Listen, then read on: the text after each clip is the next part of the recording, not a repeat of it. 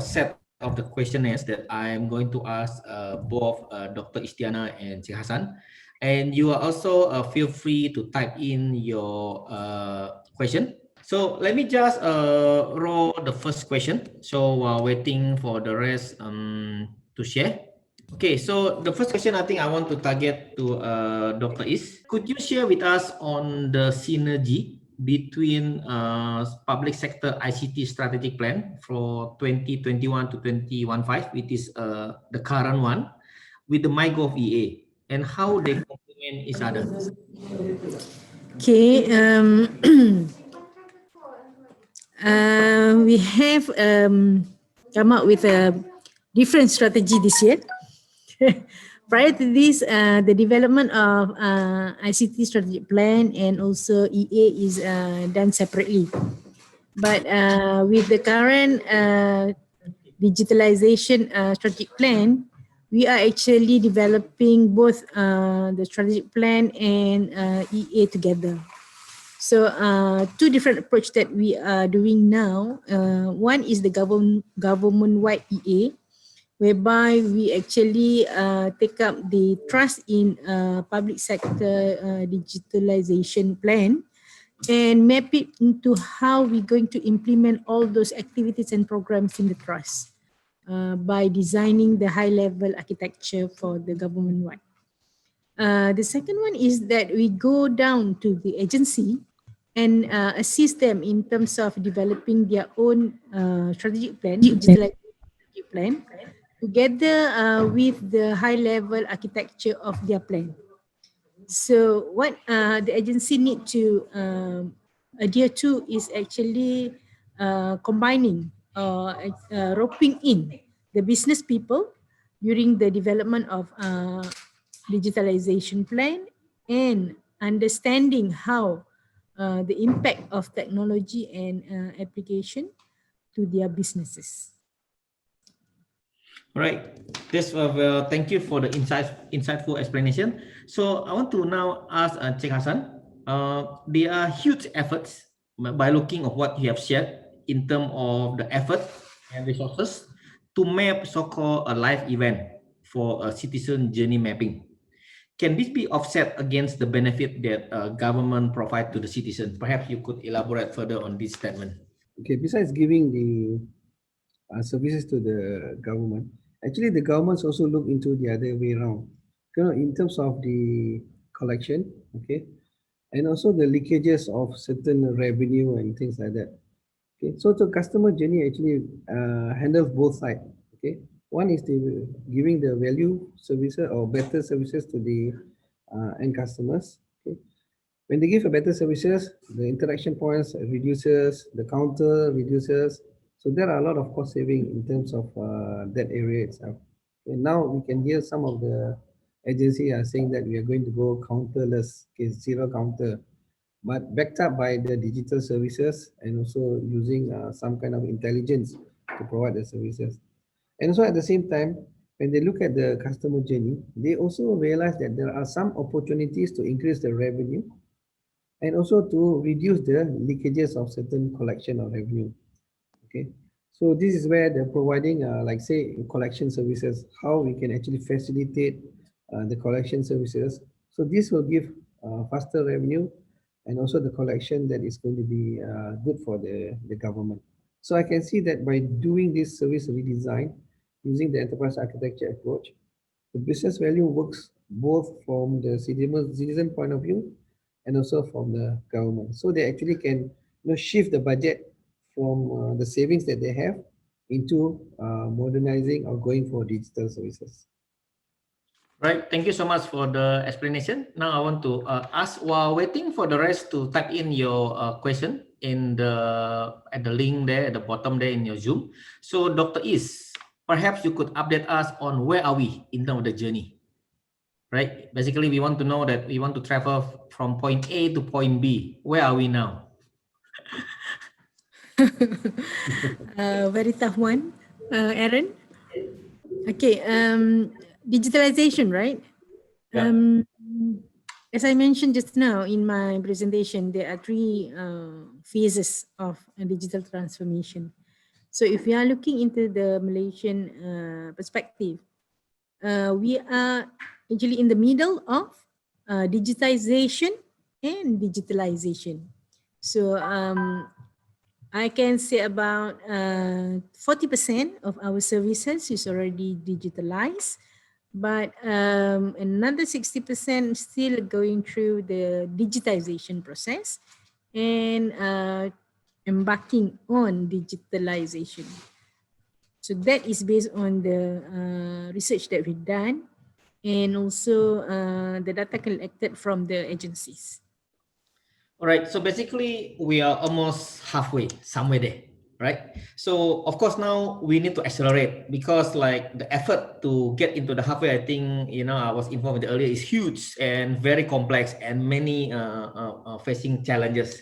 So what do you think all the agency and the ministry or all the government unit should get them prepared? What do you think, perhaps the step to get it ready so that the next 2 to 3 years we can run in the full speed rather than crawling in the last 3 to 5 years?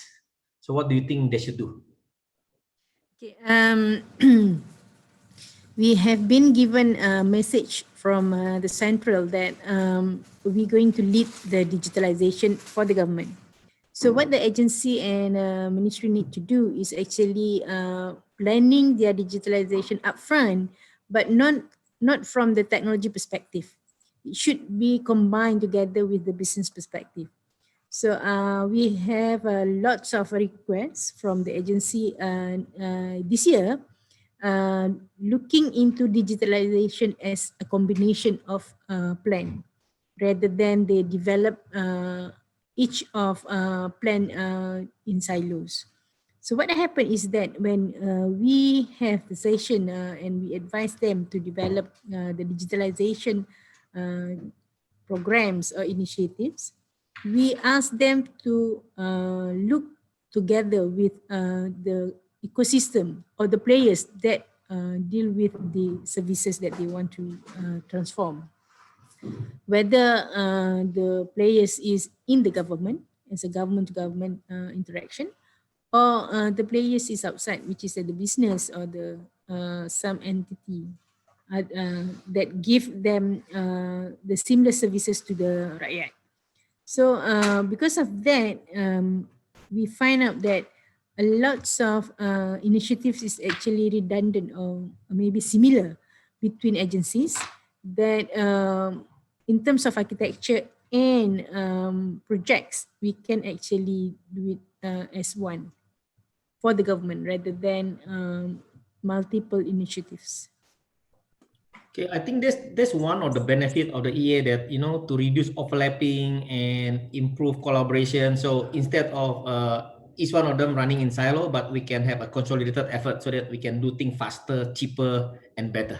And of course, at the end of the day, we'll be the citizen that experiencing the full benefit of the seamless experience and interaction with the government.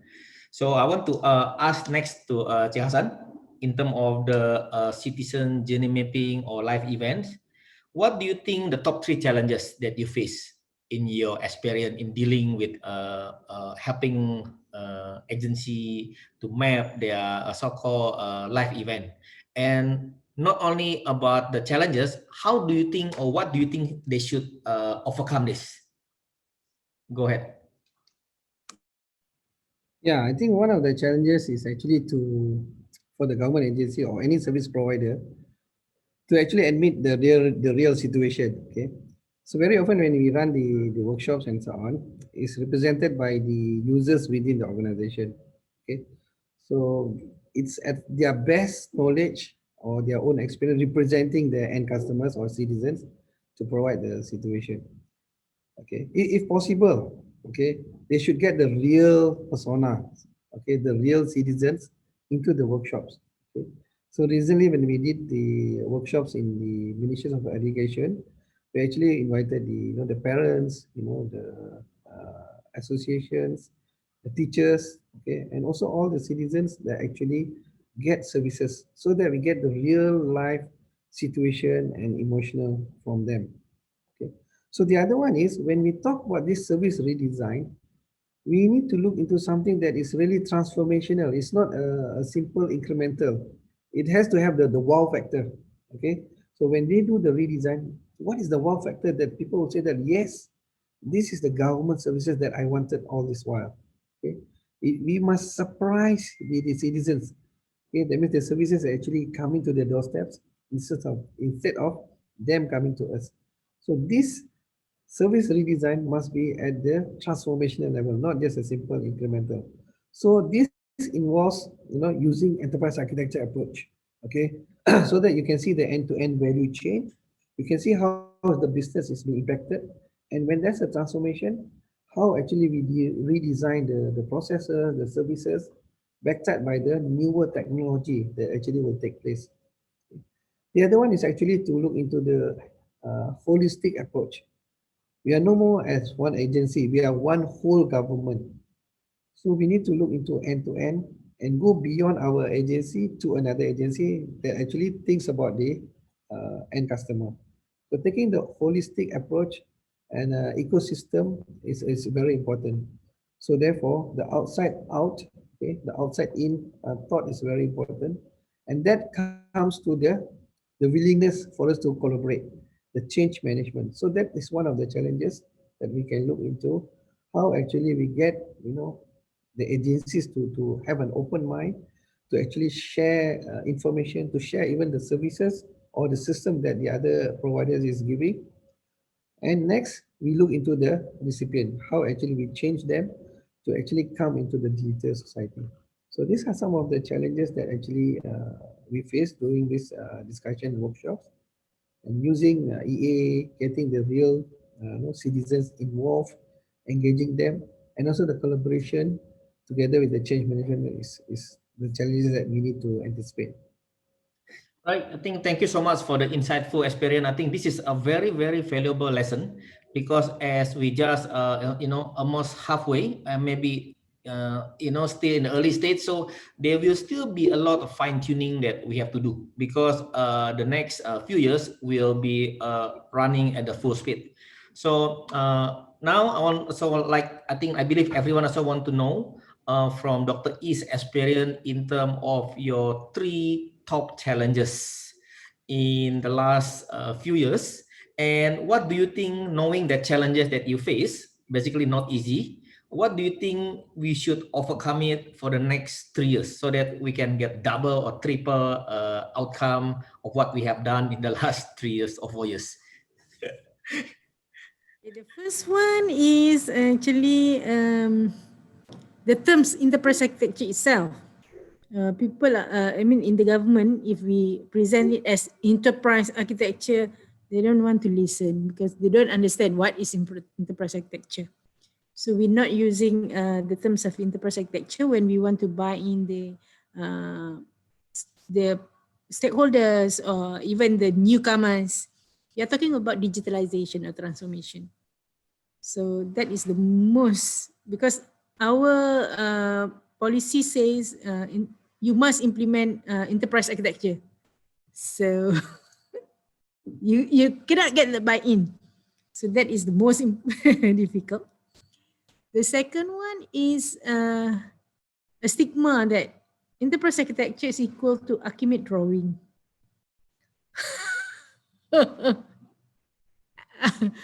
Because of that, we get a lot of resistance from agency when we ask them to design their proposed services in our evaluation of projects.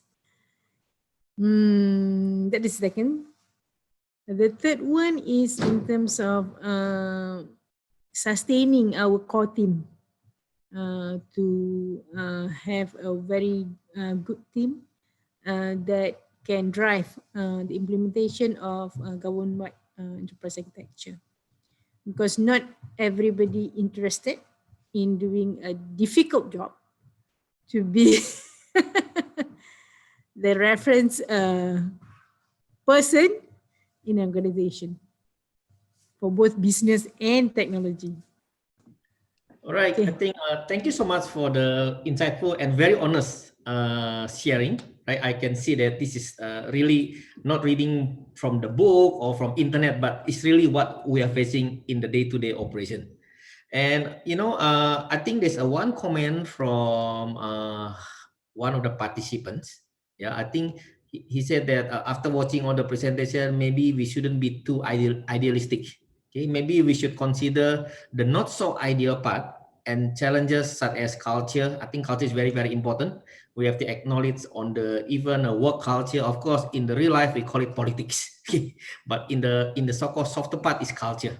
So we need to be aware on that. And of course, stagnant and resistant to change, because nobody like to change. If I'm already comfortable in this the way I do work, please don't change it. If you want to change, wait until I retire. Okay, I sudah pension, you took kalah. Okay, but now don't change. Okay, so this is the reality of life as well. And of course, red tape and bureaucracy, especially between ministry and the data they have, is like, they forget that they actually one government. They said, no, this is my ministry. You other ministry, you go settle yourself. Actually, they forgot one country, one nation, one government. See, I think this is something real that we need to keep reiterating. Although we carrying the same passport, etc., but we forgot.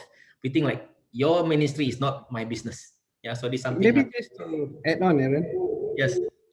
Um, okay, when we talk about the change and resistance, okay, always there is. But when you look at the current situation now, the new norm, they actually forces us, we don't have a choice. It forces us actually to, go digital. And it's proven actually by this force of the new norm and things like that, people are actually working from home. We are running our, seminars online, benefiting. I have been running even workshops, okay, online, okay, with people, and we are getting things done with the new norm.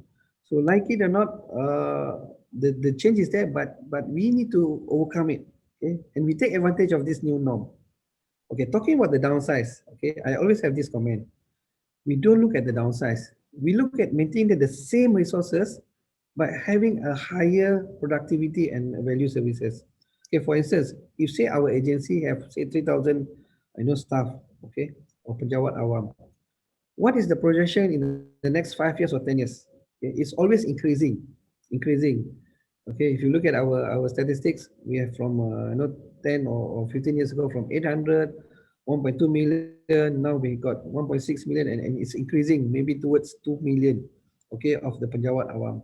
So what we can do is to tell the government, our stakeholders, okay, we don't focus on the downsizing, but we look at the sustaining the same amount of pejabat awam, okay, even now and in the future, so that it will show that the same amount of people are providing more services to a larger population, and the use of the digitalization to provide additional services.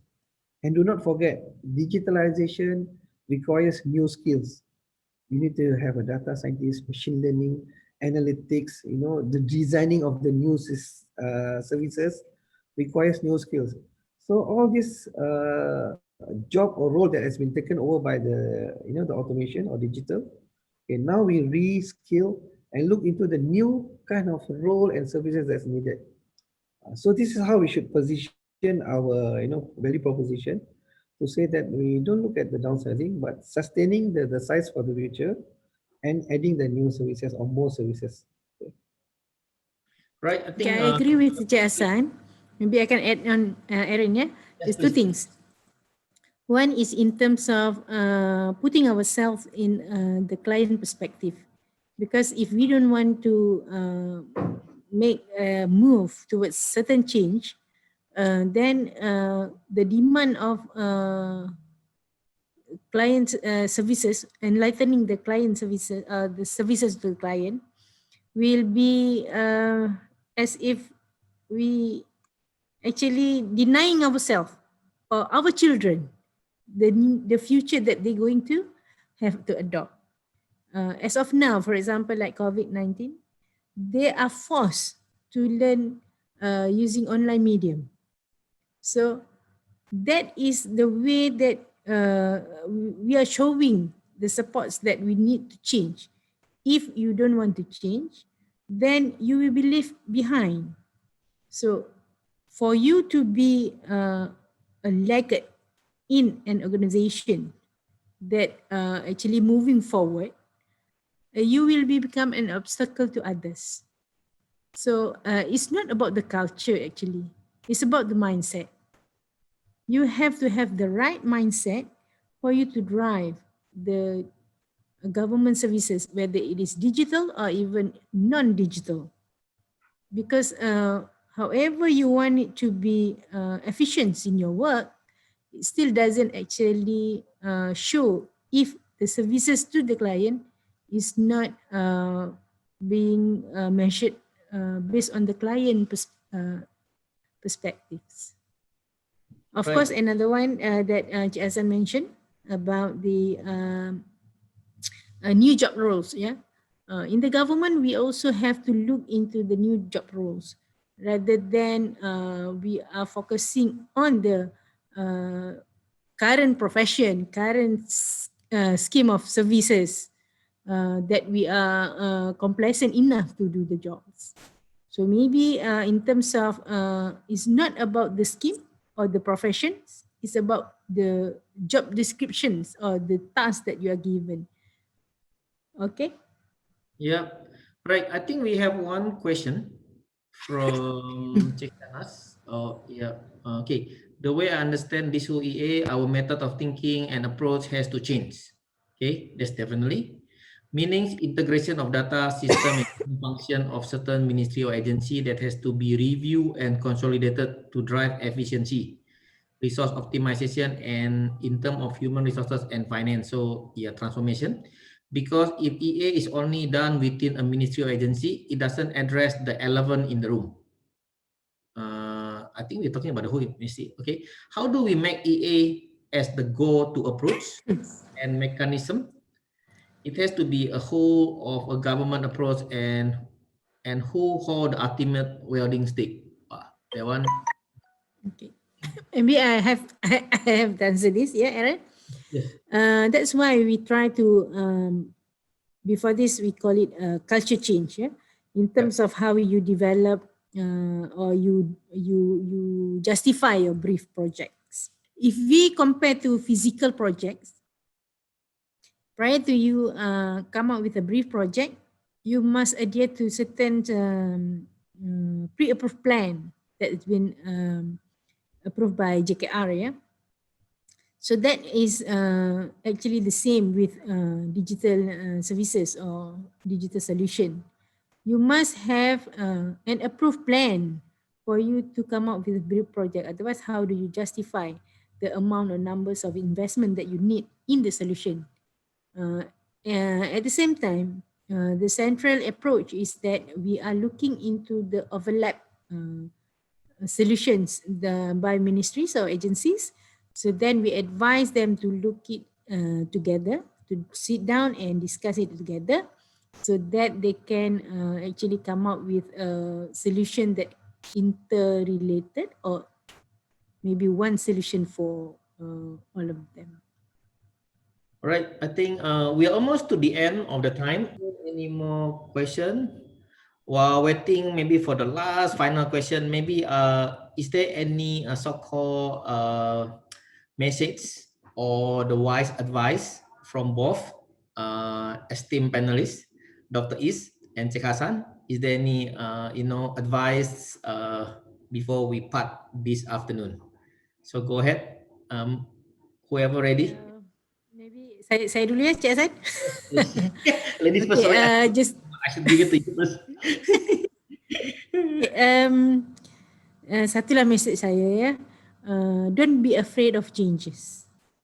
Yeah, because if we make sure that the changes is good for people, it will be good for us as well. Yeah, my message will be we don't wait, just do it. Choose a very I mean you need to start somewhere. Choose a scope that can make a difference, and then just do it. Okay. So from there you're able to learn and then go for the bigger picture, or while waiting for from the top central agency to drive the entire government. Look into your area where you actually can improve the services for your citizen and customers, and you take on from there. Okay. Okay, that's it.